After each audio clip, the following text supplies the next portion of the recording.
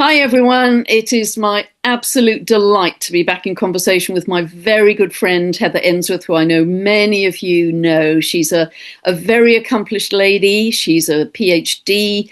She was a clinical psychologist for 30 years. She's a shaman. She's an author of several books, including the one we're going to talk about today, her latest one, which is Astrological Ages and the Galactic Center, Ancient Wisdom for this Time of Transition, which is a brilliant book, and that's what we're principally going to be talking about here. She's a very well-known astrologer. That's how many of you will know her, with a very active YouTube channel. So welcome, Heather. It's always a delight. Oh, and I also want to say, Heather is a very dear friend, and she is one of the kindest, most caring, and most generous people I know. So I want to add that in for the record. So welcome, Heather.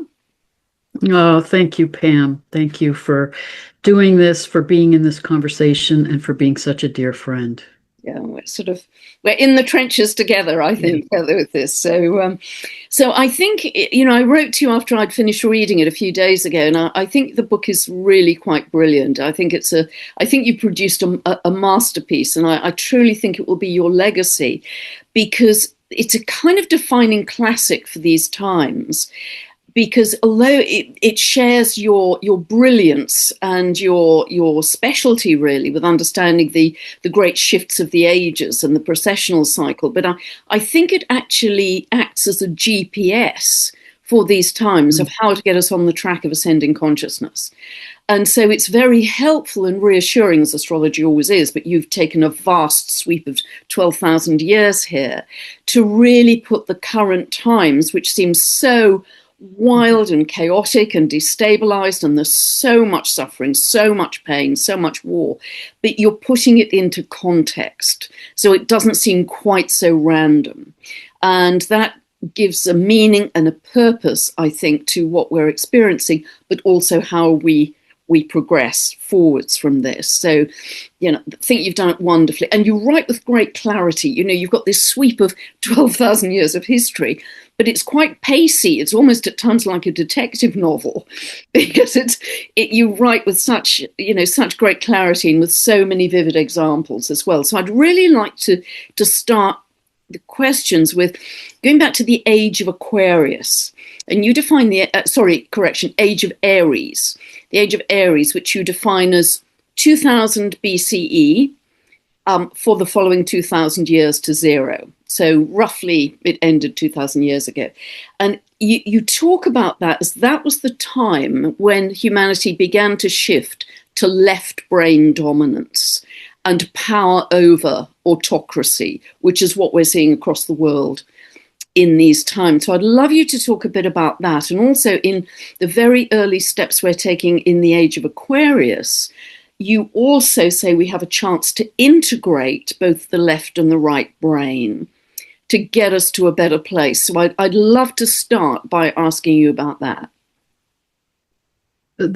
That's a great place to start, Pam. And part of, if I can back up a little bit, I think it's so significant in understanding this time that we're in, when we realize that this period, particularly the last 5,000 years, starting in the end of the Age of Taurus, but particularly into the Age of Aries, we got caught in the power over paradigms and the patriarchal period and more left brain dominant ways of thinking, that's the aberration in this larger 24,000 year cycle of the precessional cycle. And part of my sense is that there was trauma around 3000 BCE, a lot of earth changes, crises, a lot of cultural collapse, the possibility of a comet impact, that's not fully clear.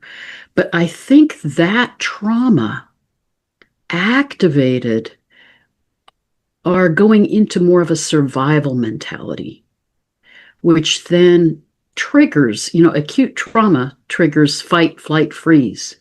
And I think part of what happened in the Age of Aries, which we didn't experience that age and the energy of Mars and Aries in a balanced way, it became very out of balance and became about coping with trauma. And I think that both shaped a lot of our movement into competition, conquest, war, violence, kill or be killed, struggle for survival, but also with the development of written language, we moved from right brain dominance to left brain dominance. Leonard Shlain, in his book, The Alphabet and the Goddess, talks about that. We rewired our brains, in essence, and it shifted our perceptions and our ways of thinking. Right brain dominance is more, which we had been in the processional cycle prior to that, is much more about being intuitive, being in that awareness that everything is interconnected, being more relational, empathic. So when we shifted into left brain dominance, we became more analytical in our thinking, more caught in that sense, that illusion of separation. And I think that also has shaped our human history across the last 5,000 years. But yes, as we're moving into the age of Aquarius, we're being called back into reintegrating left brain, right brain ways of being. And from a neuropsychological perspective, we're seeing the strengthening of the corpus callosum, connecting the two hemispheres of the brain, and that we're actually shifting into becoming more right brain again, which allows us to be more intuitive, more creative, more relational and empathic. So I think that's a crucial piece of our shift into the age of Aquarius.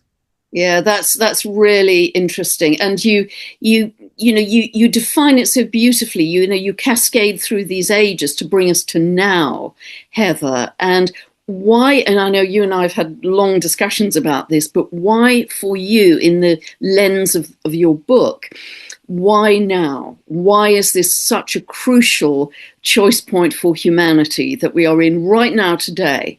Why for you is that the case? Both you and I talk a lot about how critical this time is, and in part because we're going through that galactic current sheet. That happened 12,000 years ago when we went through the cataclysm on the planet with Younger Dryas period. So that happened in the age of Leo.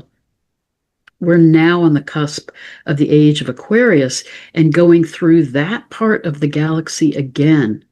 And you talk brilliantly about this, Pam, in terms of how that affects us energetically with the solar energies, the galactic energies, how it shifts us physically, emotionally, spiritually. So we're going through that now. And I more and more am beginning to reflect on it as not only trying to call us into awakening and higher consciousness again, coming out of this last 5,000 years of what in the Hindu Yuga cycle is called the Kali Yuga, the time of our lowest level of consciousness. But I also think that maybe going through that galactic current sheet, where our whole solar system is getting activated by those energies, is a kind of purification process, calling us to look at what's out of balance, what we need to clear to be able to move into higher consciousness. So the fact that we go through that every 12,000 years is when we face the most intense times on the planet in terms of both earth changes, which we're seeing around the globe right now, and shifts in consciousness. Yes, and you've described the kind of the processional cycle and the Yuga cycle in lockstep more clearly than I've ever seen it defined. So I think that will help people enormously. And you quote several things about these times in the book because you reminded me about the Galactic Center recently, since 2024, becoming much more active, that it's being reactivated into an active galactic nucleus because we're getting more bursts of energy and light from it since 2024 than we've had in quite some time. And I think that's been picked up by the James Webb telescope, I think, if I'm not mistaken. I believe that's accurate, yes. Yeah. And so that, together with this ending of the processional cycle, the ending of Kali Yuga, and I know you've had some beautiful conversations with Bibhu Dev Misra, that ended at the spring equinox, the Aries equinox in 2025. And that has really triggered this whole kind of activation of this choice point that we're now in. So it is an incredibly exciting period of time to be on Earth, but it's also a very intense period because we don't want to go back into the cataclysms that have repeated every 12,000 years.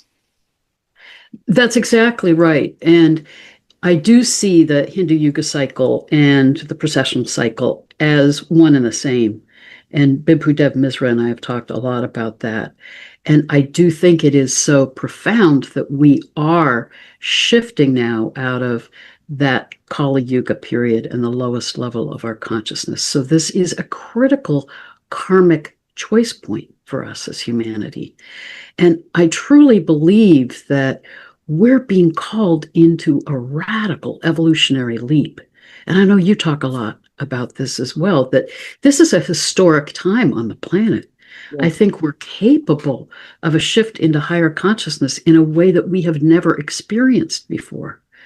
But to do that, we have to be co-creating with the energies of the earth and the cosmos, to work with these energies that are coming from the Galactic Center, that are coming from these solar energies, that are activating our movement into higher consciousness through seeing what's out of balance, clearing that, healing that, so that we can make this evolutionary leap. Because sorry, go ahead. The Peruvian shamans talk a lot about this time and what we're capable of to become homo luminous ones. I'd love you to share more about that, because you spent quite some time with them, didn't you? I'd love you to share more. And part of what they say is the world will turn upside down. And they don't mean that in a literal sense. They mean all of our paradigms are going to be in a radical shift, that we have this capacity to become homo luminous ones, beings of light and love. But their constant theme is, to do that, we have to clear the density in our energy fields, which is the density of the trauma from the past or ways that we're out of balance. I just did an interview with Chris Beisch, who talks brilliantly about the phases of spiritual awakening. And he talks a lot about what he describes as the cycle of purification, that to move into a higher state of consciousness, you have to detox and clear and purify what's out of balance, physically, emotionally, spiritually. So I truly believe that's the time that we're in now, individually and collectively. That's part of the turmoil that we see in the world. Everything, and you talk about this a lot with Uranus bringing everything into our awareness so that we can see it and clear it to be able to move into this higher consciousness. So this is what we're capable of. And the critical thing is that we need to be working with these energies to co-create new ways of being and a new world together. Yeah, and we can really see that purification happening. I mean, we can see the density, we can see the corruption, we can see weather extremes, some of them natural, some of them unnatural. You know, so much is emerging into this year of great transition and turbulence, because also if we look at it in terms of the Western tropical zodiac, you've got all of the outer planets finally shifting into their new signs as well as this layering of we're moving through a galactic current sheet, and the galactic core is becoming, Galactic Center becoming much more active. You know, we've got the end of the Kali Yuga, end of the processional cycle. We've got this whole cascade of convergences taking place to land us in 2026. And I feel, I don't know how you feel, Heather, I feel once we get into 2027, things start to stabilize a little, but this is the big year of churn and choice point. Do you feel that?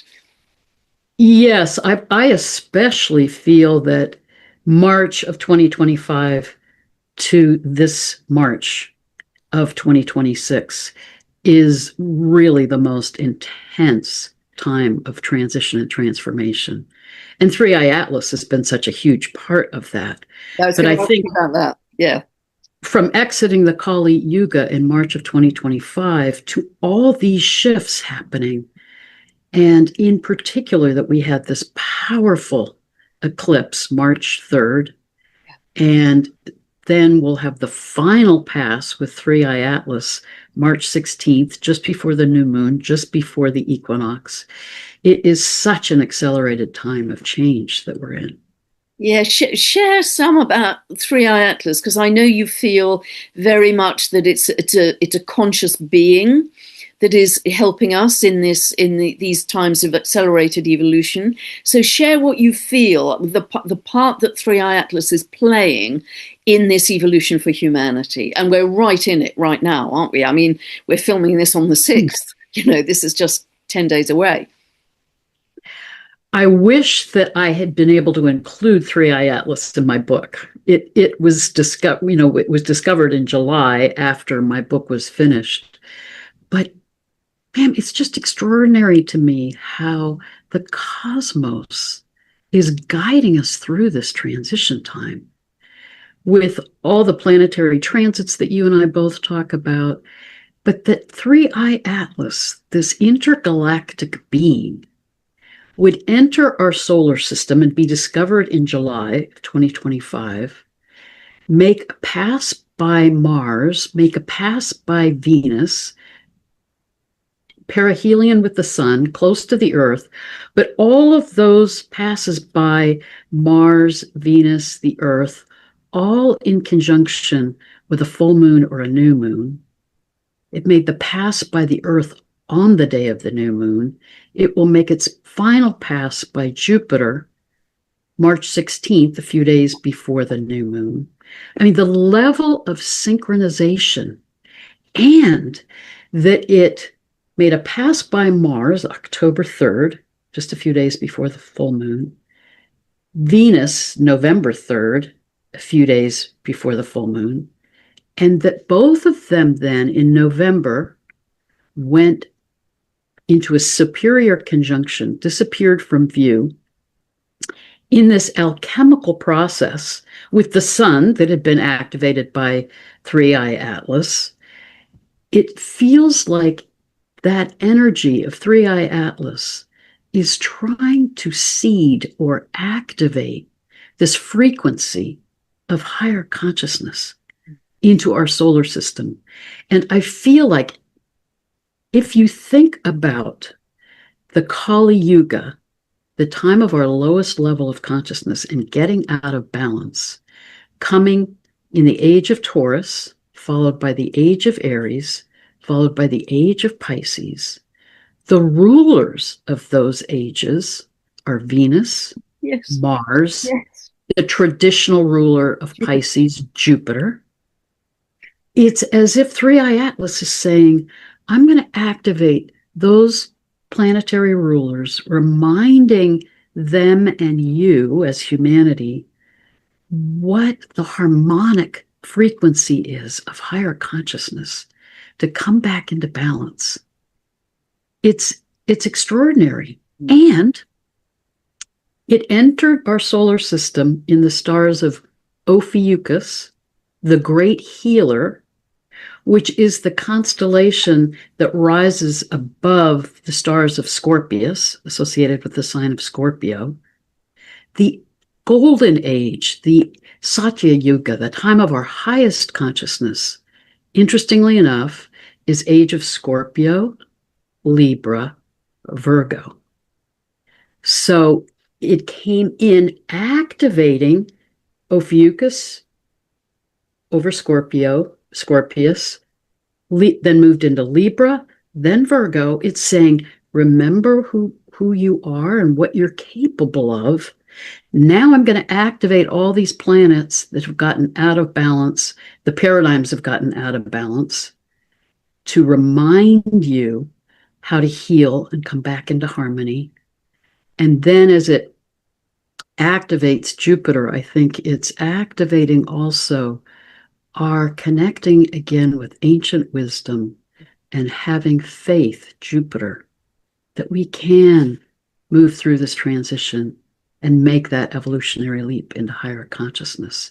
And then it exits our solar system. Yes, beautiful. Sort of waves goodbye just a few days before the next Aries equinox. But yeah, it is beautiful, isn't it? Because Jupiter is in Cancer then, it's exalted sign, it's on its exalted degree of 15 of, the entire 360 degrees. It's conjunct Sirius, that you write a great deal about, and of course was revered in Egyptian mythology as well, our binary star. So that is remarkable. And of course, being in Cancer, it's about ancestral wisdom as well as ancient wisdom. There's such a rich mix there. And of course, it will give us, I think, a bigger vision of the future as well, Jupiter.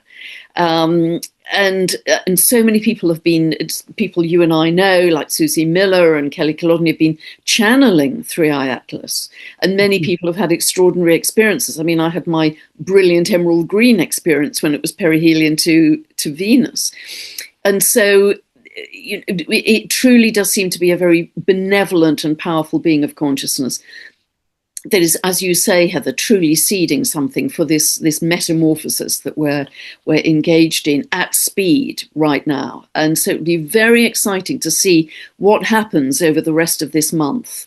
And maybe it will only be in retrospect that we'll fully appreciate how much it's given us.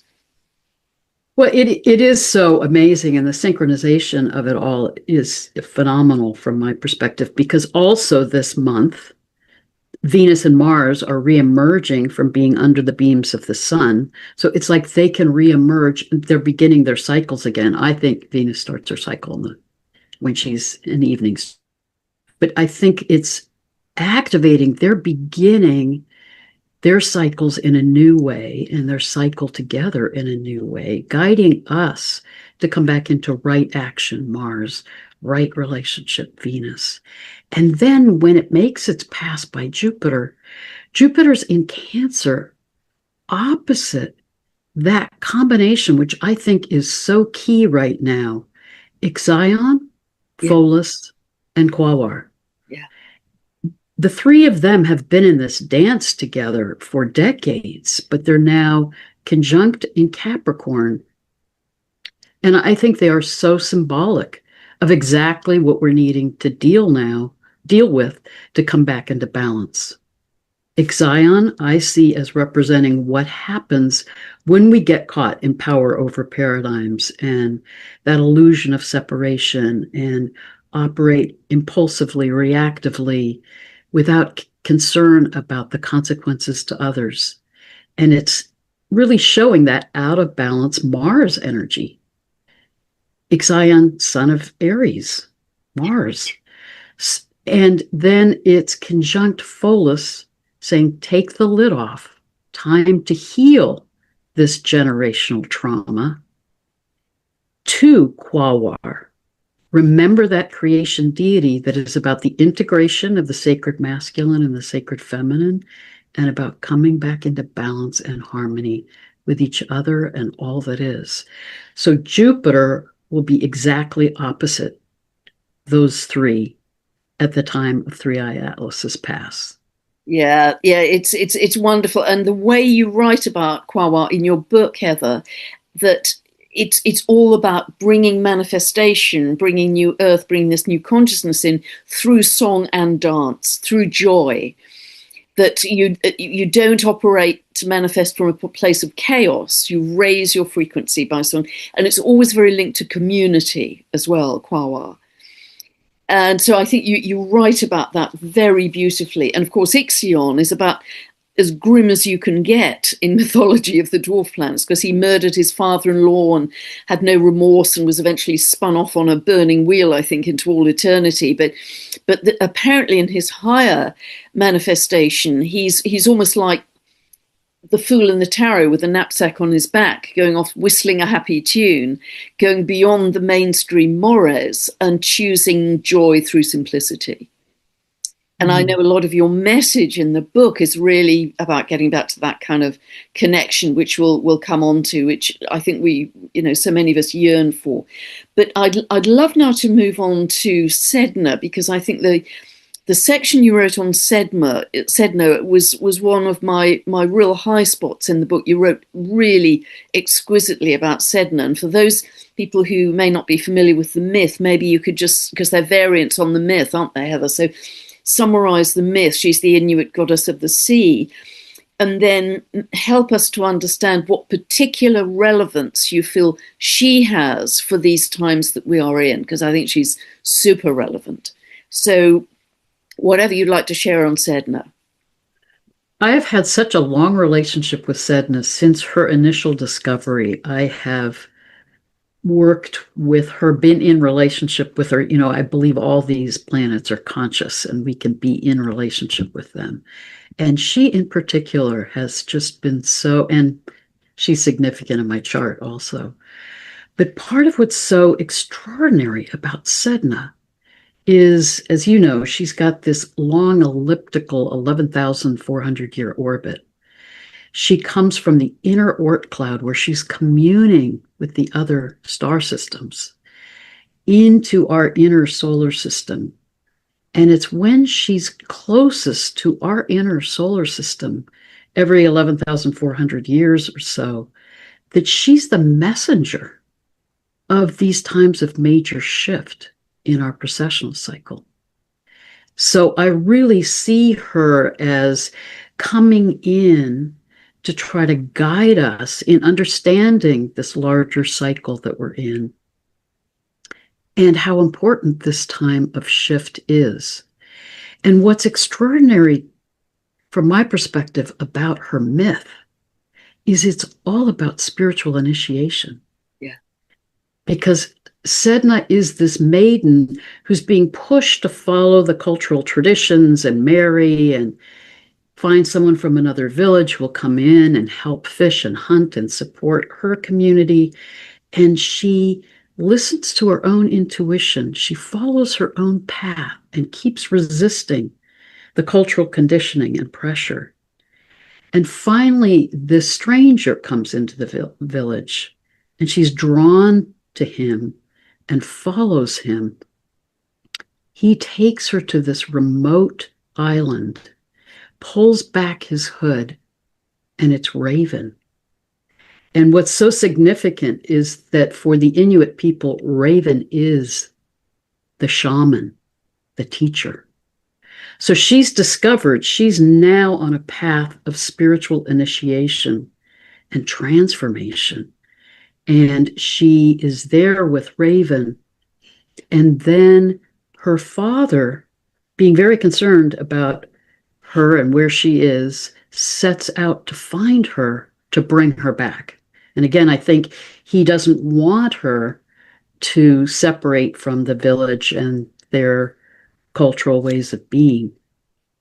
But part of what's so significant in Inuit culture is to become a shaman, to be on your own path of spiritual initiation. You need to go through that time alone and that kind of crisis time, which Sedna was in. So my understanding of the story is the father comes to bring her back. And Sedna realizes you can't go home again. You know, when you're on a spiritual path of transformation, you can't go back. But he forces her into the boat and they start back. And Raven sees what's happening, tips his wing and touches the ocean, setting off this storm, triggering the father to get caught in terror for his life. So he throws Sedna overboard. And she tries to grab the boat and get back in, and he hits her hands with the paddle and breaks off her fingers, and they dissolve beneath the sea and become seals and whales. And I think in that moment, Sedna realizes there is no safety in the boat. She's in the storm, and it's a life and death situation. And she surrenders. And as Jung would say, when you're falling, dive. And I think she dives deep below the surface of the sea. And that's when she dissolves and becomes the goddess of the deep sea. and is then in this expanded consciousness. So we as humanity are in this stormy time now. And we want to cling to the patterns of the past. We want to get back in the boat and make things be the way they were before, many of us.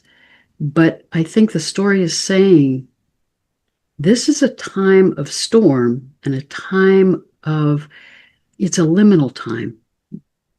That if we open to the energies that we're in right now and trust the deeper death rebirth process that we're in, then we can go through a radical transformation and a spiritual expansion like Sedna. It is a time of spiritual initiation on the planet. Yes, I think her myth is very instructive for these times, because in trying to hold on to the boat, that's tangible security, isn't it? It's the old way of tangible. I want to hang on to my home or my bank account or my investments, or it's tangible security that you've known. But that was not to be, because the patriarchy does not shine in that myth. The service to self becomes ultimately self-destructive. But Sedna really found her power, didn't she, when she transmuted into a sea goddess? Because even now, sailors have to request safe passage, I understand, from Sedna to travel well through those icy Arctic wastes. And so she really discovered her power. And also, for me, she's the dwarf planet of metamorphosis, because her fingers became seals and whales and these beautiful sea creatures that hadn't existed before. So there's a whole kind of leap, evolutionary leap, that's metamorphic when she let go of the old ways. And I think that's absolutely, and it's so interesting to me that right now she's being aspected by all of our outer traditional planets. She's in a conjunction with Uranus. That's going to become exact in late May. I think that's a kind of ignition for consciousness that's widespread for humanity. A trine to Pluto, the planet of transformation. She's in sextile to Neptune, which is spirituality and oneness and the reconnection to all that is. She's in a quincunx to Homer, a planet of regeneration. So, all of those, and all of those aspects are going to last for another, 18 months or so? Until well into 2027, and for some aspects beyond that. So she is really in the spotlight, I think, in terms of this evolutionary jump we're making that you describe so beautifully in the book. I think she's a terrific symbol for that. Well, and as you were saying, Pam, I think she is such a symbol of metamorphosis. Yeah. And part of what I think is profound in her transformation into the goddess of the deep sea is not only her spiritual expansion, but her merger then with the oneness of all that is. Yeah. And I believe that part of this shift that we're in is moving out of that illusion of separation to reclaim our awareness that we are interconnected with the sacredness of the life around us, with the earth, with the sky, with the cosmos. Then we remember who we truly are and come back into that capacity for higher consciousness that we're capable of. Yeah, that we're absolutely on the brink of now. You talk about stepping off the wheel. Yeah. And you give us, such clear, specific steps as to how we can do that as well. And I'd love to talk about your view of I call her Eris and you call her Erisina, and I'd love to explore that a little more, because she's way off the ecliptic, isn't she? Sort of 44 degrees. She's going to do it her way. Warrior sister to Mars, etc. Feisty, said to be the goddess of chaos and discord, but she stands for justice and truth and total inclusion of all people. So I'd love you to talk a little bit about Erisina and the part you feel she's playing in this evolutionary leap for humanity as well. She is so extraordinary, and I think it's so significant that she's been in this dance with Chiron. Yes. So we can get into that in a minute, but part of why I always call her Erisina is, as you know, the astronomer Mike Brown initially named her Xena. Mm-hmm. when she was discovered, she's so unusual in terms of her orbit that most of the planets in our solar system follow the path of the ecliptic. She's 44 degrees off. That it led to such controversy when the International Astronomers Union met to try to figure out, is she a planet in 2006? They got into such conflict about it that they named her Eris, goddess of strife and discord.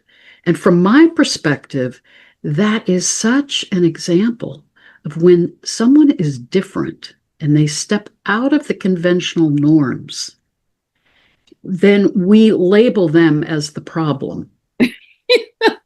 Whereas Eris Xena is so, what's interesting is in the research that I've done, she is so strong in the charts of artists, writers, innovators, pioneers, creatives.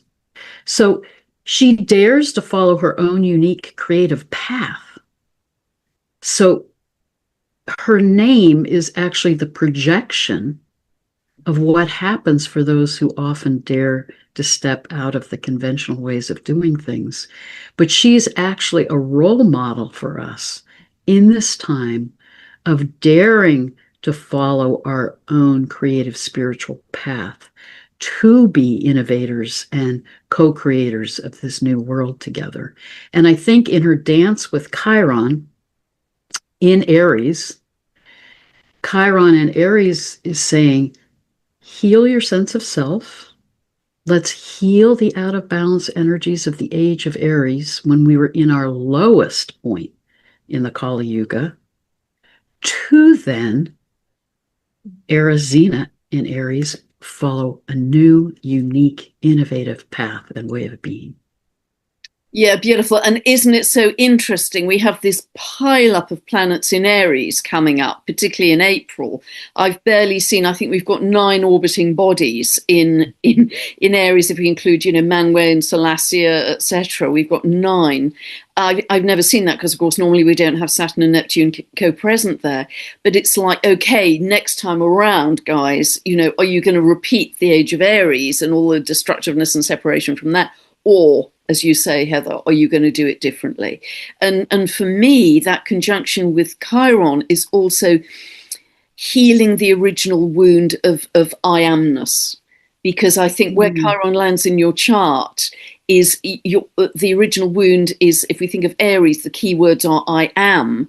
And I've noticed in people's charts, in their very early years, there's often a sense of I don't have a right to exist for whatever reason. And they ultimately turn that into leadership. Like Gandhi had Chiron in Aries. And you can see how that worked in his life with the Great British Empire. I don't have a right to exist. But isn't it interesting that with Eris Xena in conjunction, that sense of victimhood and I have no right to exist and I'm just, low life in the patriarchy is going to be healed to allow us to step into our power, that pile up in Aries, to launch us into this whole new phase of the evolutionary leap. You can see how it all kind of fits together.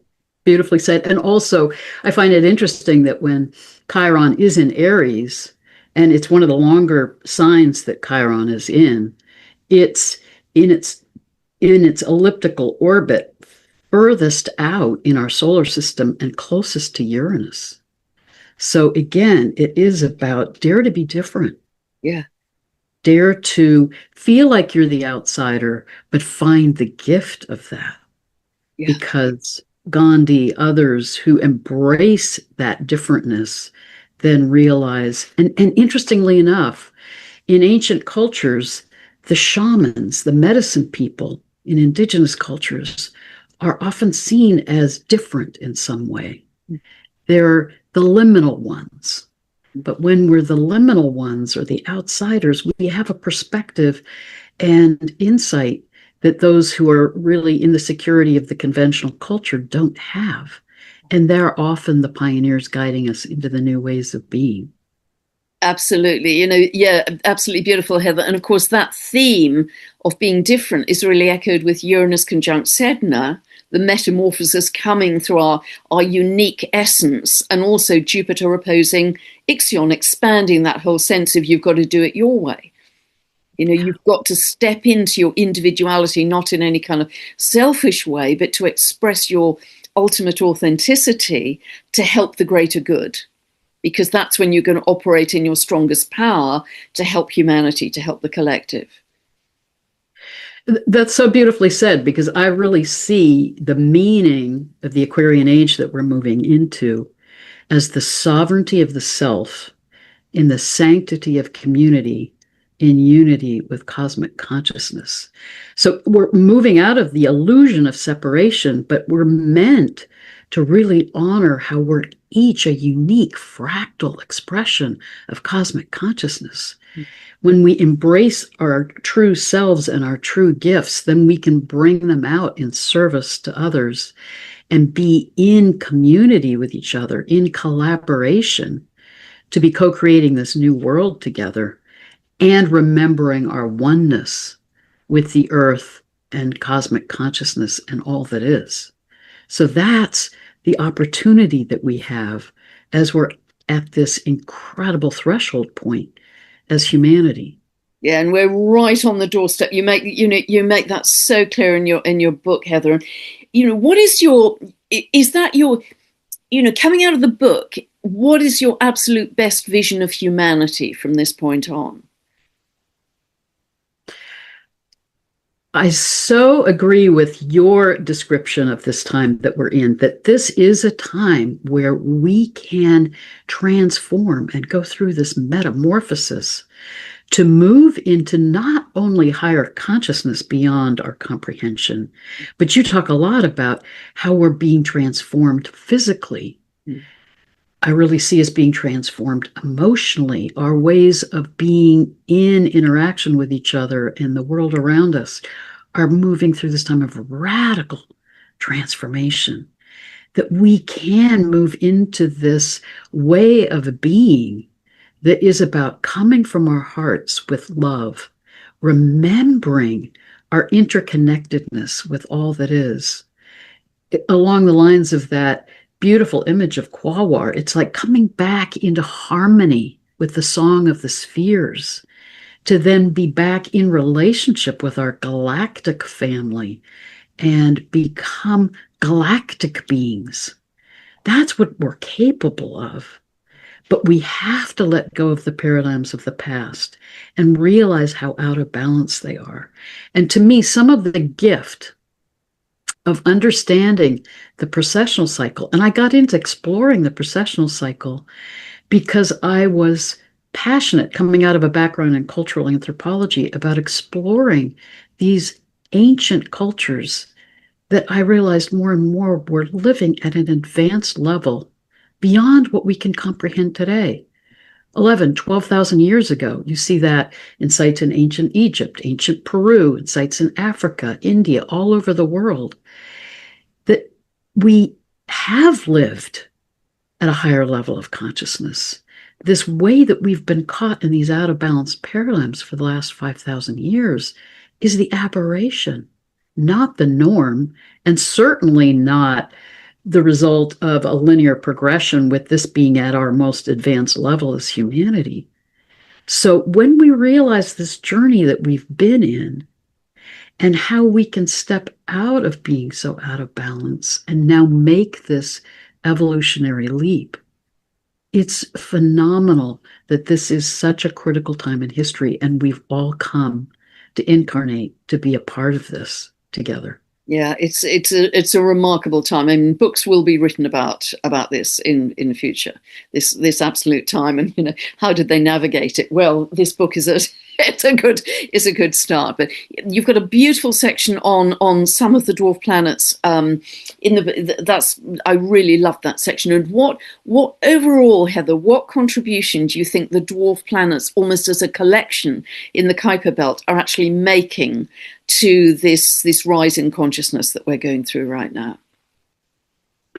I believe it's very significant that so many of them have been named after creation deities of indigenous cultures. So they're reminders of our ancient wisdom and the ancient wisdom that's still there in indigenous cultures. And they're a reminder of our origins, again, to help us begin to remember who we truly are, what we're capable of, and how we can come back into that harmony and balance with all that is, that energy of creation. And I think they're a reminder. I mean, part of what I talk about in the book is the importance of remembering the Galactic Center as our source, the birthplace of our galaxy.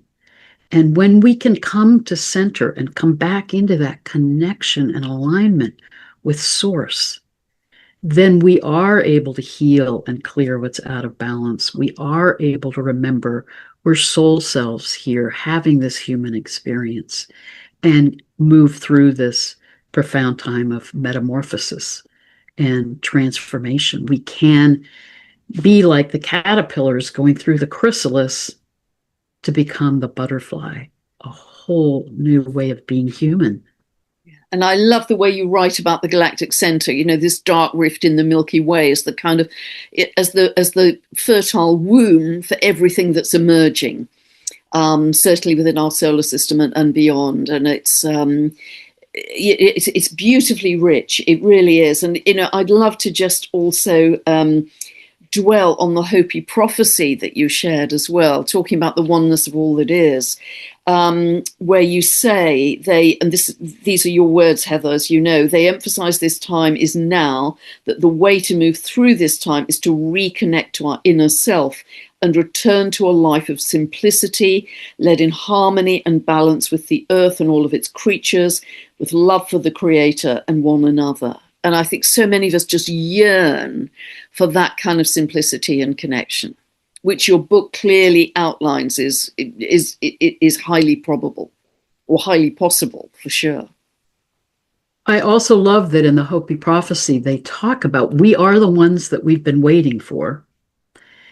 And they talk about let go of the shore. It's kind of like Sedna, let go of the boat. Let go of the shore, be in the river. Let the river carry you. We don't know where we're headed, but the river knows where we're going and will take us there. Be in the river and look up and see who else is there with you. That I truly believe that as we trust in the energies of the earth and cosmos that are guiding us through this transition, and collaborate and support each other in being in that river together, then we can emanate that energy into the morphogenic field and support the transformation of the world. Yeah, because I love the way you describe it, Heather, in the book, that there's a real sense of magic and ancient wisdom and everything being, it's kind of pantheism, that everything is alive, you know, the rocks, the earth herself, of course, the trees, the plants, the birds, everything is heightened and we're able to commune with all of it with ease. There's a fluidity and a malleability just flowing between all these different life forms. And it's something that, as you know, David Clements is talking about a lot as well, that kind of fluidity. And I think once we've kind of broken out of this 3D density, then all of that, it doesn't have to go up in a linear progression. It all becomes available as multidimensionality, which is really how I understand it operated in ancient Lemuria. But it's the kind of vision you explain in the book as well. But that's exactly right. We're becoming multidimensional beings again. And part of what I love in Barbara Hand Clow's book, Alchemy of the Nine Dimensions, is she said, when we come to the fifth dimension, which is living from our hearts, coming back into that heart coherence, it's our hearts, and David Clements talks about this too, it's through our hearts that we connect to source field consciousness, cosmic consciousness. Then all those, as Barbara Hand Clow would say, all those other dimensions open up. So we're in this transition out of 3D reality and the fourth dimension where we get caught in the dimension of thought and emotion to move into fifth dimensional ways of knowing coming from our hearts, which then open us to higher consciousness. And how long, I think I know where you're going to go with this answer, Heather, but how long do you think this phase is that we're in? Because I see 2026 as the most intense transition and turbulence, 2027 settling down, and a lot of that unique mini triangle starts to break up. End of 27 moving into 28. I know you've identified something very clearly in 2032, which is the Saturn Uranus conjunction, that you might want to share with us as well. How do you feel these next few years are moving, or do you feel that at any moment we can make that choice to shift? I do believe that we are co-creators with these energies, and that the more that and this is some of what you and I are so passionately committed to, because the more that we each take responsibility for being in this transitional process, the more we're emanating that love and higher consciousness into the morphogenic field, the more gentle this metamorphosis can be, the less turbulent. We can then very rapidly purify, clear the out of balance patterns and move into these new ways of being. So I think how rapidly it unfolds is so dependent on the choices that we each make. But I do see this transition time and this karmic choice point as very much being between March of 2025 and June of 2032. When I do think that conjunction of Uranus and Saturn, that in the sky will be in the upraised arm of Orion, is profoundly significant. When you know that the constellation Orion, and ancient Egyptians and ancient cultures were very aware of this, that constellation moves in the sky in relationship with the precessional cycle.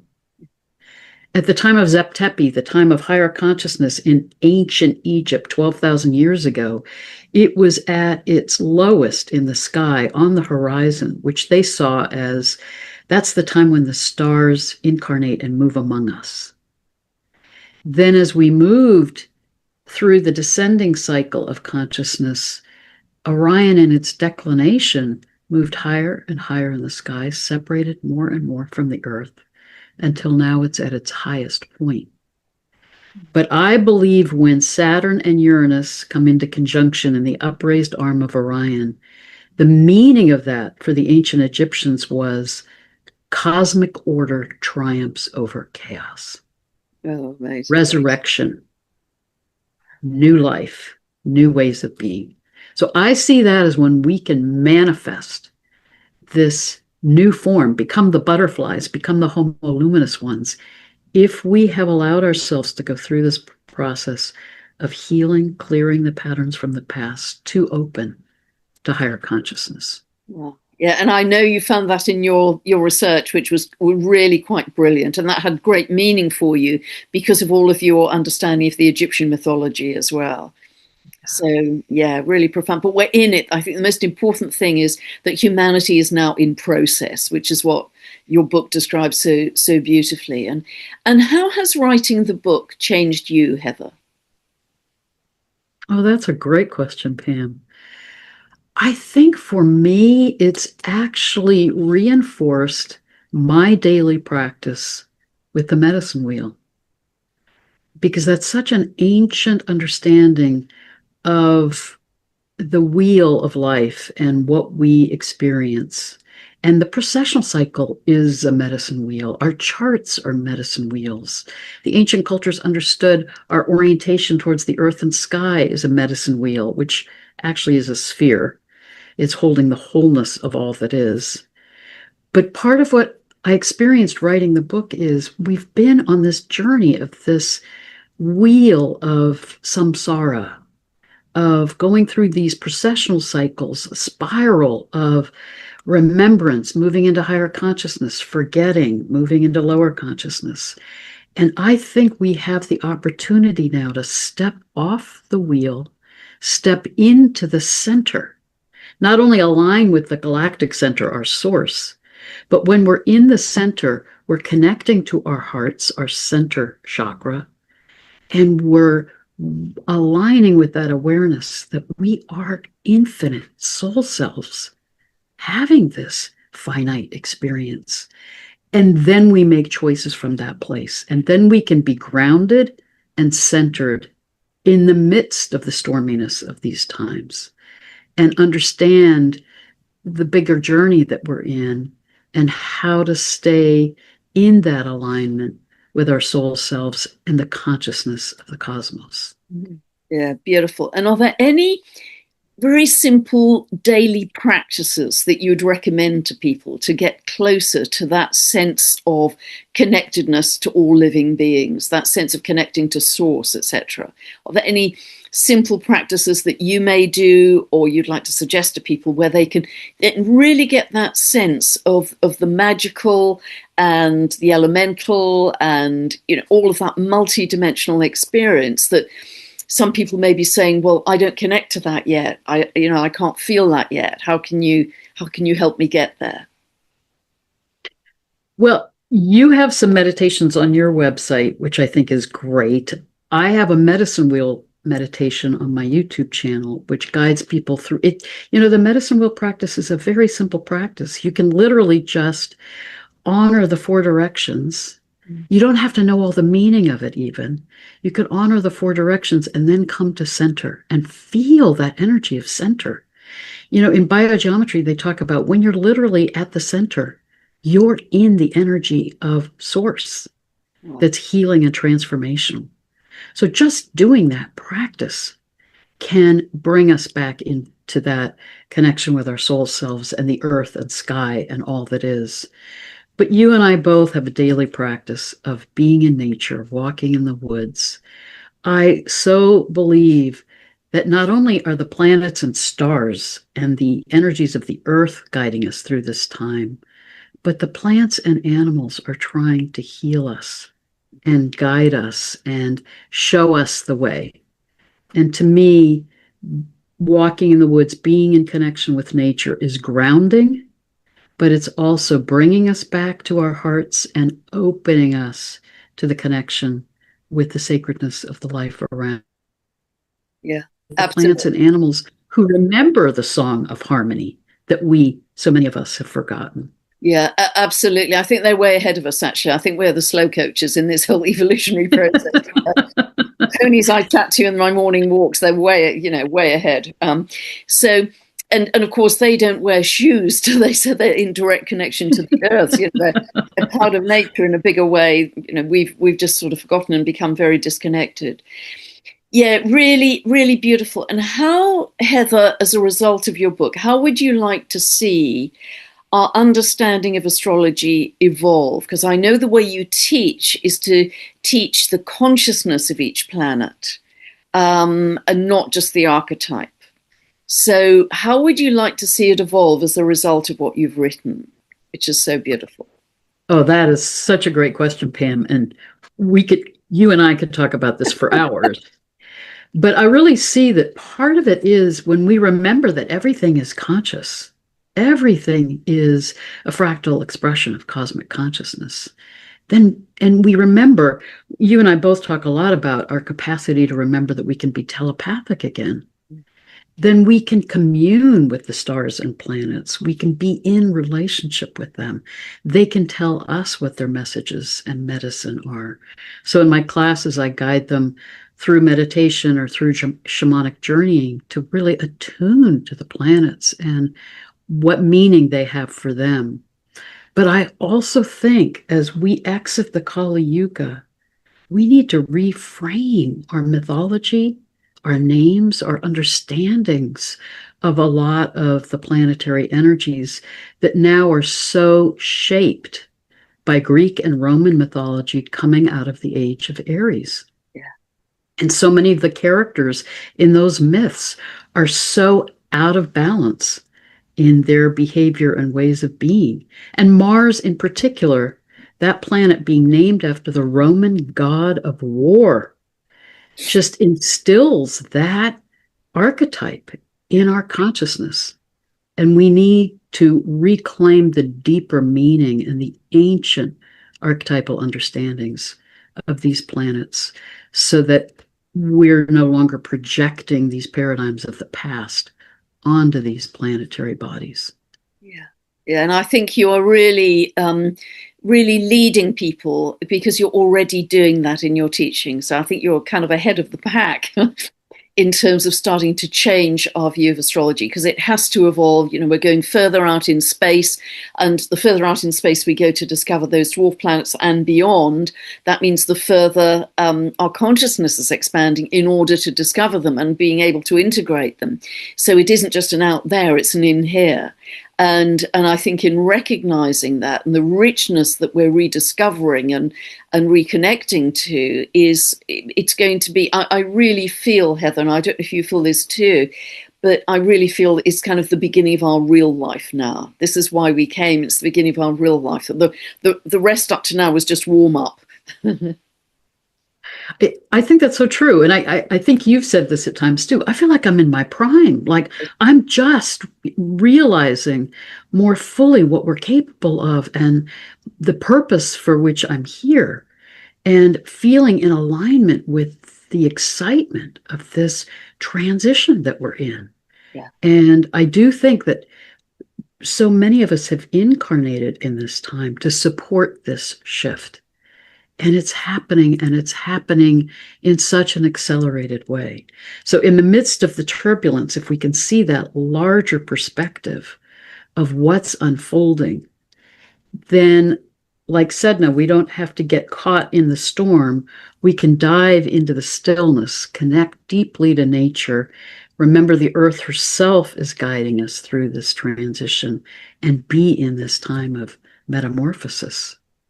Yeah, beautiful. And I think your book is such an outstanding guide because it gives us the really big picture, something that you excel at. I mean, you really have mastery in that, Heather. And it is just so helpful as a context, as I said at the beginning, but also a guide in terms of these accelerated times and where we're going, and the kind of vision that each of us can individually create in order to hook onto and say, that's, that I'm going to lock onto love. That's my vision.